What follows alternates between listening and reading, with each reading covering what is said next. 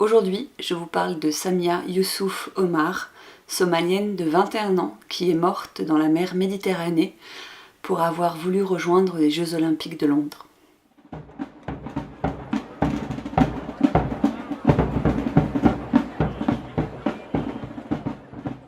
Bonjour les gens!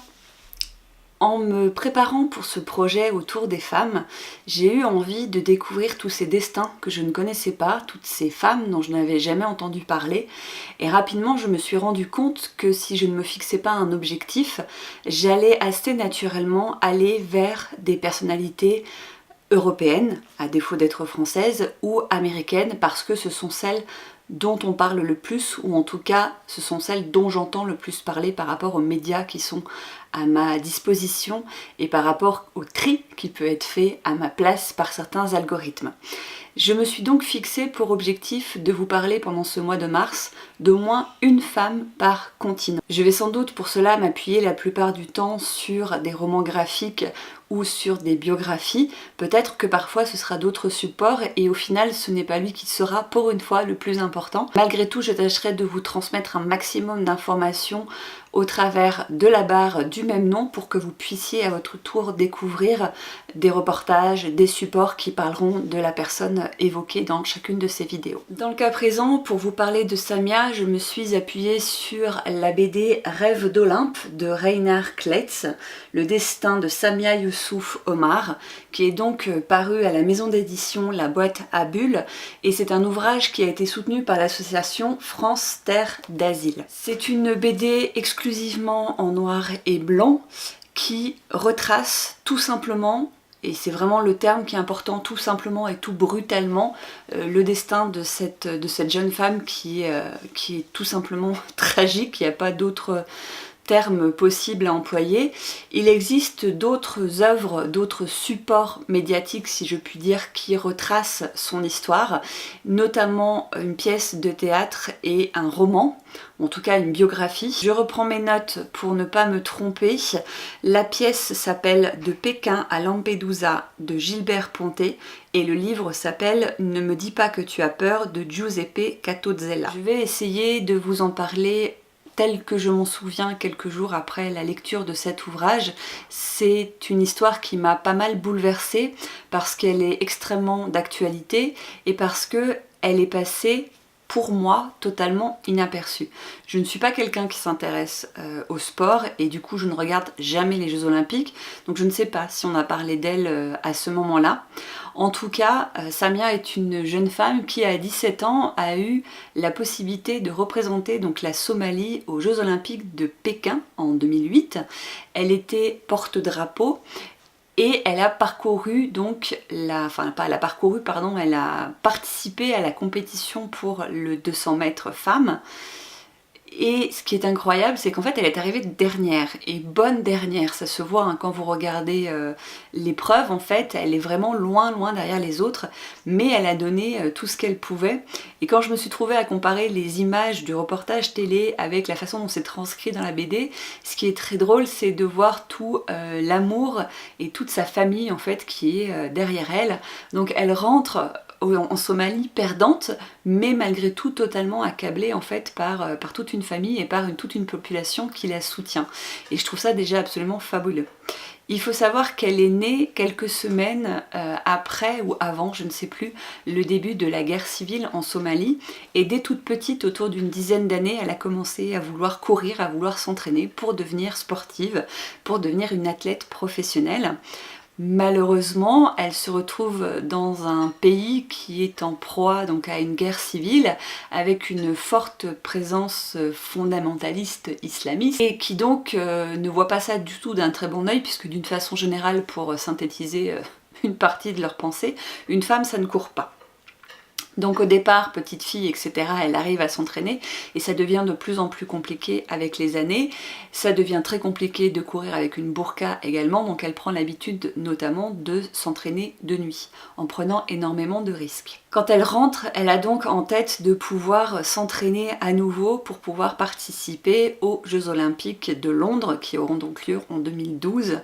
Et c'est de plus en plus compliqué, on le voit bien au travers des dessins, par rapport aux entraînements, par rapport au fait qu'elle est insultée, qu'elle est malmenée, qu'elle est menacée, par rapport au fait qu'il y a la question de l'argent qui est extrêmement présente, de la pauvreté de sa famille. Elle n'a pas forcément les bons vêtements, les bonnes tenues, les bonnes baskets, malgré qu'elle ait un ou deux partenaires officiels. Elle explique par exemple qu'elle a été gênée par son t-shirt pour courir pendant les JO de Pékin, parce qu'elle n'avait pas une tenue qui était adéquate pour une compétition professionnelle, on va dire. Donc c'est tout ça qui est expliqué sobrement et vraiment avec beaucoup d'émotion dans cette BD. Bref, Samia décide de partir, de tenter le tout pour le tout et de se lancer dans un grand périple qui lui permettrait d'atteindre l'Italie et de pouvoir s'entraîner alors soit en Italie, soit en Suisse pour participer véritablement, professionnellement au JO. Et on le voit, elle a que ça en tête, c'est sa seule raison de vivre. Elle est bouffée par des tas d'émotions parce qu'il va falloir qu'elle laisse sa maman qui a déjà été abandonnée par sa sœur qui est partie vivre en Finlande, je crois, en laissant ses enfants dont Samia s'occupait, parce qu'il y a la question de l'argent, parce que son papa a été assassiné lui-même par Al-Qaïda quelques années auparavant, et que c'est très difficile pour elle d'être partagée entre l'amour entre ses deux parents et les promesses qu'elle a pu faire à l'un ou à l'autre. Et quoi qu'il en soit, on parle d'un long terrible au travers l'Éthiopie, le Soudan, la Libye, avant même d'imaginer atteindre la Tunisie. Pendant une partie de ce périple, elle est accompagnée de sa tante et elle arrive à rester en contact avec sa famille grâce à Facebook notamment. Cette BD retrace donc tout son parcours, toute cette attente et surtout toutes les épreuves qu'elle va devoir traverser, les transports dans des conditions qui sont absolument exécrables, ces fameux camions remplis à ras-bord d'êtres humains qui traversent les pays, la traversée de certains déserts avec des milices qui sont là pour les contrôler, la possibilité du jour au lendemain de se retrouver abandonnée si elle n'a pas la somme qui est finalement réclamée en plus pour telle ou telle nouvelle action, nouvelle personne à soudoyer, etc. Le fait qu'elle arrive des fois à certains points relais et le transport qui devait être là n'est pas là, ou alors on lui a menti, elle se retrouve également emprisonnée, elle se retrouve dans des camps pour migrants, enfin c'est une épopée qui est absolument hallucinante, qui va durer plusieurs mois, et pendant tout ce temps-là, tout ce que elle voit, c'est que tous ces mois sont perdus pour son entraînement, et elle s'accroche à ça, au fait qu'elle va arriver en Europe pour pouvoir enfin devenir une vraie athlète professionnelle. Et cette détermination, cet état d'esprit à 21 ans, moi ça m'a tout simplement bouleversée. Il y a un moment qui est très très beau aussi dans ce qui est dit dans la BD, c'est une scène où en fait ils sont à plusieurs de nuit en train de discuter dans un camion qui les emmène en fait à la prochaine destination, à la prochaine étape, et chacun est là avec ses rêves, avec ses envies, avec ses explications de pourquoi il fait ça. Il y en a un, ça fait des dizaines de fois qu'il essaye et qui se fait refouler. Il y en a un autre qui le fait régulièrement parce qu'il est parti du principe que si lui, petit pêcheur, n'a plus de poissons, c'est que il y a maintenant des grands pêcheurs en Europe, donc ça veut dire qu'il y a de plus gros poissons en Europe, donc il faut aller là-bas, parce que forcément s'ils ont plus de poissons, ils ont besoin d'aide, donc ils ont besoin de lui. Des réflexions qui sont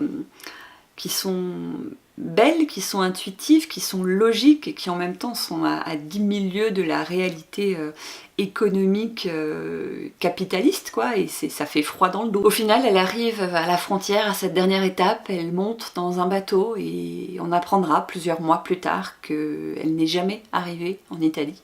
Il n'y a pas vraiment de suspense, je suis pas là pour vous raconter l'histoire d'une Somalienne qui est morte pendant la traversée de la Méditerranée. On parle d'une femme qui a réellement existé comme toutes ces personnes dont on ne parle pas ou dont on parle très mal ou dont on parle de moins en moins tant que le chiffre n'est pas important, n'est pas médiatique, n'est pas putaclic, et justement en voulant trouver quelques informations pour vous parler correctement de cette femme, je suis tombée sur deux chiffres qui m'ont vraiment fait peur parce que moi-même je n'arrive pas à réaliser en fait. Je vous les donne.